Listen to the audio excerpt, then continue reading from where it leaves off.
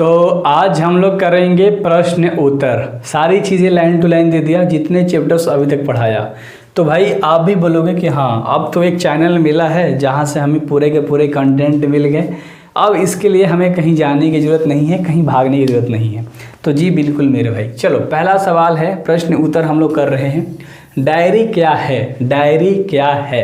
तो ध्यान से देखो, डायरी किसी साहित्यकार या व्यक्ति द्वारा लिखित उसके महत्वपूर्ण दैनिक अनुभवों का ब्यौरा है, यानी किसी के जीवन के बारे में है जिसे वह बड़ी सच्चाई के साथ लिखता है। यानी कि वो जो भी चीज़ होता है ना वो अपने डायरी में लिखता है। सपोज़ मान लो मैं एक इंसान हूँ, मैं अपनी ज़िंदगी के बारे में पूरे सच्चाई पूर्वक सारी चीज़ें लिखूंगा, जो घटना हो रही है, जो अच्छा हो रहा है, जो बुरा हो रहा है। तो डायरी हर कोई नहीं लिख सकता मेरे भाई, सारे सच्चाई को उसमें बयां करना होता है, उसे ही हम लोग डायरी बोलते हैं। चलो अगला सवाल है तुम्हारा, 2 नंबर का सवाल है। एक एक सवाल को बेहतर तरीके से बताऊँगा और आपकी ये बिहार बोर्ड की पढ़ाई में 4 चांद लगवा दूँगा। जाके प्लेलिस्ट ले देखो, सारी चीज़ें डिटेल में आपको मिलेंगी। डायरी का लिखा जाना क्यों मुश्किल है? चलो अब डायरी लिखने में मुश्किल क्यों होता है उसके बारे में बात करते हैं। डायरी लिखा जाना इसलिए मुश्किल है क्योंकि इसमें सभी बातों की पूरी सच्चाई के साथ लिखना पड़ता है, जो मैंने पहले बताया कि मतलब पूरी सच्चाई के साथ आपको लिखना पड़ता है। इससे सभी घटनाओं को सही सही रूप में वर्णित करना होता है, जो भी तुम्हारे जीवन में चल रहा है सबको अच्छे रूप में लिखना होता है। साथ ही साथ डायरी में शब्दों और अर्थों में उदासीनता कम रहती है। जब आप डायरी पढ़ोगे तो शब्दों में उदासीनता कम होगी, क्योंकि इंसान अपने गम के बारे में, अपने दुखों के बारे में भी लिखता है, तो सारी चीज़ों के बारे में डायरी में लिखता है। अगला सवाल है, किस तारीख की डायरी आपके सबसे प्रभावशाली लगी? यानी चैप्टर के अकॉर्डिंग कौन से तारीख वाली जो डायरी थी वो सबसे अच्छी लगी, प्रभावशाली लगी? आंसर सुनो, हमें तो 25 जुलाई 80 की डायरी सबसे प्रभावशाली लगी, क्योंकि इस डायरी में यानी इस अंश में अपनी कुछ कमियों की खुशीपूर्वक स्वीकार किया है। जो लेखक है वो अपने कमी को खुशीपूर्वक स्वीकार किया है और उसको अपने डायरी में लिखा है। लेखक ने अपने अंदर की डर को बताया है। लेखक कहते हैं कि किस डर की वजह से कितने घंटे तक मैंने तनाव में गुजारे, यानी कि बहुत ज़्यादा डर था जिसके कारण मैंने बहुत घंटों तनाव में गुजारे मेरे हुए। ठीक है, अगला सवाल है, देखो 4 नंबर का। अब बहुत आसान क्वेश्चन आंसर है, इसमें कोई दिक्कत नहीं होगा, सुनोगे सारी चीज़ें याद हो जाएगी। डायरी इन अंशों में मलयज की गहराई संवेदना घुली है, इसे प्रमाणित करें। यानी कि डायरी के किन अंशों में मेरे भाई, देखो डायरी के इन अंशों में मलयज की जो गहरी संवेदना घुली हुई है। लेखक पाठ के शुरू में ही हरे भरे पदों में अपनी संवेदना प्रकट करता है। वह प्रकृति के प्रति भी गहरी संवेदना प्रकट करता है, यानी कि जैसी प्रकृति है उसके बारे में भी बताता है। इसलिए खेतों की फसलों की तुलना व्यक्ति से करता है, यानी कि जो खेत में फसल होते हैं ना उसकी तुलना वो व्यक्ति से करता है। लेखक इतना संवेदनशील व्यक्ति है कि जब उनकी चिट्ठी नहीं आती है तो वह बहुत दुखी हो जाता है। मान लो उसके पास चिट्ठी नहीं आती है तो बहुत दुखी हो जाता है। इतना सेंसिटिव इंसान था भाई, तुमको कुछ ना मिलेगा तो तुम दुखी हो जाते हो ना, जैसे सेम उसी तरह उसको छोटा से छोटा चीज़ों के लिए वो बेचारा दुखी हो जाता था। जब वह किसी से मिलता तो उससे अपनात्व की भावना घेर लेती थी, यानी कि कोई से मिल लिया ना, अनजानो व्यक्ति ले, तो उसे ऐसा लगता था कि भाई वो व्यक्ति या हमरे जैसा है, यानी हमरे घरे के लग रहा है, इस तरह से उसको लग रहा था। जब वह छोटी सी उम्र की एक लड़की को सेब बेचते हुए देखता है तो उसे पीड़ा का अनुभव होता है। यानी जब एक छोटी बच्ची को सेब बेचते हुए देख लेता है ना तो उसे लगता है कि अरे यार कितना कष्ट में बेचारी है, तो उसे अपने दुख का पीड़ा होने लगता है, उस बच्ची के बारे में सोचने लगता है। इतना ही नहीं, लेखक ने अपने अंदर के डर को भी व्यक्त करता है, यानी जो लेखक है अपने अंदर को डर को भी कंट्रोल नहीं कर पाता है, उसे भी बताता है कि भाई देख डर कैसा है कैसा नहीं है। तो लेखक बहुत संवेदनशील व्यक्ति था और बहुत निछुक्का व्यक्ति था, यानी कि अच्छा दिल वाला व्यक्ति था। ठीक है, चलो आपकी तरह व्याख्या करें। पहला सवाल इसमें, आदमी यथार्थ को जीता ही नहीं यथार्थ को रचता भी है। तो चलो इसका आंसर देख लेते हैं। प्रस्तुत पंक्ति मलयज द्वारा रचित पाठ हंसते हुए मेरा अकेलापन से लिया गया है।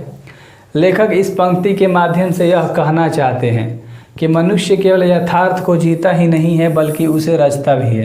यानी एक इंसान सिर्फ यथार्थ को जीता नहीं है मेरे भाई, रचता भी है, बनाता भी है। यथार्थ हमें अपने आसपास के संसार की रचना स्वयं करनी पड़ती है। यानी मान लो हमारे अगल बगल के जो लोग हैं, जैसी हमारी समाज है, तो हमें यथार्थ के अनुसार रचना होगा, अपने समाज को बनाना होगा। तो हम लोग खुद से रचते हैं। हम लोग आज जैसा करेंगे वैसा हमें मिलेगा, जैसा फसल बोओगे वैसा काटोगे। तुम सुने हो ना मेरे भाई। तो सेम चीज़ें एक ज़िंदगी पर भी अप्लाई होती है, ठीक ना। चलो, ख नंबर का सवाल है कि इस संसार से संपृक्ति एक रचनात्मक कर्म है, इस कर्म के बिना मानवीयता अधूरी है। यानी कि जो मानव है ना, वो इस कर्म के बिना अधूरा है। देखो, मनुष्य का संसार से जुड़ाव एक रचनात्मक कर्म है। यानी कि मनुष्य ना संसार से जुड़ा है, उसका एक रचनात्मक कर्म है, यानी कि रचा गया है उसके काम को इस तरह से, ठीक है। इसी जुड़ाव के कारण रचनात्मक कार्य करता है और उसमें मान्यता का भाव जागृत होता है। यानी कि मानव जैसा भाव बिल्कुल उसमें जागृत होता है मेरे भाई, ठीक है। चलो, तो इस तरह से इंसान को बनाया गया है, बिल्कुल सेंसिटिव, हर किसी को समझने वाला, हर किसी के दुखों को निवारण करने वाला, है ना, हल करने वाला। दूसरे के दुख को समझ के, जैसे मैं आपके दुख को समझ के आपको सारे सिलेबस दे रहा हूँ। ऐप पे कभी बुलाया, ऐप पे जा सकते हो और 79 रुपया में तुम्हें टोटल PDF मिल जाएगा, व्याकरण का और बुक का टोटल 99 नंबर तक ला सकते हो। तो जाके चेकआउट करो, डिस्क्रिप्शन में ऐप है अपना MK। देखो, धरती का क्षण से क्या आशय है, तो चलो इसका आंसर देखते हैं। धरती का क्षण से लेखक का आशय है कि क्षण शब्द और अर्थ मिलकर रचना का रूप ग्रहण करते हैं। किसका?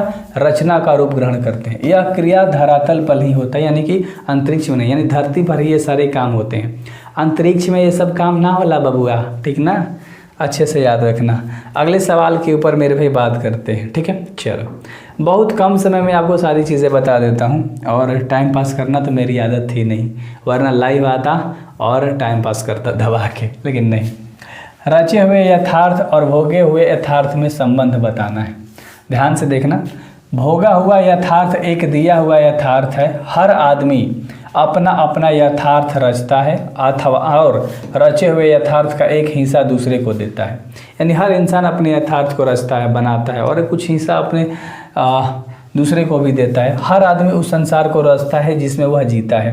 यानी आप जी रहे हो तो आप खुद से अपने संसार को बना रहे हो मेरे भाई, और भोगता भी है। रचने और भोगने का रिश्ता एक द्वंद्वात्मक रिश्ता है, एक के होने से ही दूसरे का होना है। अगर आज अच्छा कर्म करोगे तो अच्छा भोगोगे, खराब करोगे तो मतलब खराब टाइप से भोगोगे यार, नरक में जाओगे।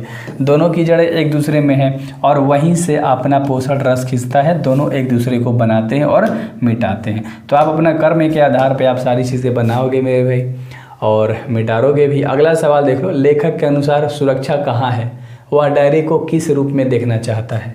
तो इसका आंसर हम देख लेते हैं कि भाई लेखक का क्या है और डायरी को किस रूप में देखना चाहता है।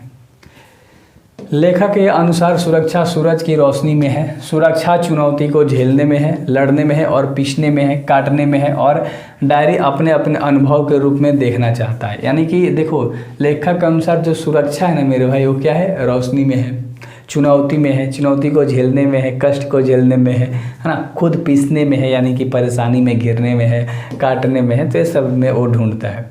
वह चाहता है कि उसके सभी अनुभव में व्यक्त हो सके, इसलिए वह कभी कभी कविता के मूड में डायरी लिखता है। अगर मान लो मूड हो गया कविता लिखने का, तो लेखक चालू कर देता है और बेहतर तरीके से कविता लिखता है और उसमें सारी चीज़ें बयां कर देता है। समझ में आ रही है? चलो, 9 नंबर का सवाल है, देखो मैं आपको दिखा देता हूँ। डायरी के इन अंशों में लेखक के जिस मूड का अनुभव, मूड है ना, जो बोला था ना कि मूड से मैं लिखता हूँ, तो मूड का अनुभव होता है, आपको उसका परिचय अपने शब्दों में देना है। तो चलो लेखक के मूड के ऊपर बात करते हैं। डायरी के इस अंशों में पता चलता है कि लेखक का मूड, यानी लेखक का जो मूड है वो अपने से संबंधित सच्चाइयों को उजागर करने में है। यानी लेखक का मन कर दिया कि चल आज सच्चाई बताते हैं, डायरी उठाता है, लिखना स्टार्ट कर देता है। उसका मूड है भाई, तुम्हारा जो मूड है तुम उस तरह से काम कर रहे हो, वीडियो छोड़ के भाग जाते हो। वह बड़े ही सामान्य मूड में सभी क्रियाकलापों का वर्णन करता है। यानी बहुत अच्छे मूड में जो भी होता है ना उसके जीवन में, वो सारी चीज़ों को बयां कर देता है। और 10 नंबर का सवाल है, अर्थ स्पष्ट करें। तो चलो इसमें क्वेश्चन है, एक कलाकार के लिए यह निहायत ज़रूरी है कि उसमें आग हो और खुद ठंडा हो। कहने का मतलब क्या है कि मान लो मेरे में आग है आपको पढ़ाने का, वीडियोस बनाने का जोश है, बट मैं शांतिपूर्वक बनाता हूँ। आया नहीं, लैपटॉप को अपने फोड़ नहीं दिया, जोश में आगे पूरा चिल्ला के बोलने नहीं लगा, नहीं। अपने पैशन को, मतलब एक आग होनी चाहिए अपने पैशन को फॉलो करने के लिए, कंप्लीट करने के लिए डिज़ायर होना चाहिए, आग अंदर लगनी चाहिए मेरे भाई, समझ रहे हो ना, शांतिपूर्वक उसको काम करने। चलो, लेखक का कहना है कि एक कलाकार के लिए बहुत ज़रूरी है कि उसमें आग हो, अर्थात वह अपने कर्म के प्रति पूर्णतः संवेदनशील हो, चाहे उसका व्यक्तित्व ठंडा ही हो, यानी व्यक्ति कैसा भी हो, उसमें एक बस जोश होना चाहिए कि उस काम को वो अच्छे से कर दे। तो इसमें टोटल 11, 12, 13 क्वेश्चन है। चित्रकारी की किताब में लेखक ने कौन सा रंग सिद्धांत पढ़ा है? तो चित्रकारी के किताब में लेखक ने मेरे भाई, है ना, रंग सिद्धांत को पढ़ा था कि शोक और भड़कीले रंग संवेदनाओं को बड़ी तेज़ी से उभारते हैं, उन्हें बड़ी तेज़ी से चरम बिंदु की ओर ले जाते हैं और उतनी ही तेज़ी से उन्हें दल की ओर खींचते हैं। चरम बिंदु, अगर मान लो मेरा मन हुआ चल आज 50 वीडियोस बनाता हूँ, 50 वीडियो बना के यूट्यूब पे डाल दिया, यूट्यूब क्या किया, मेरे चैनल को ख़त्म कर दिया। अबे कहियो एक नहीं डालता, दो नहीं डालता, आज 50 डाल दिया तो इंसान जितना जल्दी ऊपर जाता है उतना जल्दी नीचे भी आता है। तो वही चीज़ है यार, हर चीज़ को समझो, ठीक है। चलो, अगला सवाल है तुम्हारा 12 नंबर का सवाल है कि 11 जून 78 की डायरी में शब्द और अर्थ संबंध में क्या प्रकाश पड़ता है, अपने शब्दों में लिखे। यानी 11 जून 78 की डायरी में अपने शब्दों में लिखना है। ध्यान से देखो, 11 जून 78 की डायरी से शब्द का अर्थ संबंध में पता चलता है। शब्द और अर्थ के बीच तटस्थता कम रहती है, यानी कि तटस्थता मेरे भाई, है ना, कम होती है। जब लेखन किया जाता है तो शब्द में ढलते चले जाते हैं, जो शब्द है वो अर्थ में ढलते चले जाते हैं। यानी कि ऐसा शब्द लिखो जिसका कोई अर्थ तो निकले। तुम्हारी ज़िंदगी का क्या अर्थ है नहीं पता, मेरी ज़िंदगी का अर्थ क्या है मुझे पता चल गया, मुझे पढ़ाना है, तुम्हें पढ़ना है। अभी तो ये कोई अर्थ नहीं हुआ, तुम्हारा पैशन क्या है, तुम्हारा ड्रीम क्या है, तुम्हें आगे क्या बनना है, उस तरह से आप जब फाइंड कर लोगे तो समझो कि तुम्हारा एक रास्ता खुल गया। और अर्थ का संगत ही धरती का क्षण होता है, तो जैसा करोगे इसके अनुसार ढलते चले जाओगे मेरे भाई। और एक क्वेश्चन आंसर करा रहा हूँ बेसिकली, और मैं अपने जीवन को बोल रहा हूँ, आपके जीवन को भी इसी में लपेट मार देता हूँ। चलो देखो, रचना और दस्तावेज में क्या फ़र्क है। लेखक दस्तावेज को रचना के लिए कैसे ज़रूरी बताता है। तो लेखक रचना और दस्तावेज के फ़र्क के स्पष्ट करते हुए कहता है कि जो कुछ लिखता हूँ ना वह सब का सब रचना नहीं होती। यानी जब मैं जो भी लिखता हूँ ना वो रचना नहीं होती। मैं जो कुछ भोगता हूँ ना उन सब में रचना का बीज नहीं होते। भोगे हुए अनुभव के, है ना, अंश में लेखक के साथ चलते हैं, वही रचना का सिर्फ दस्तावेज है।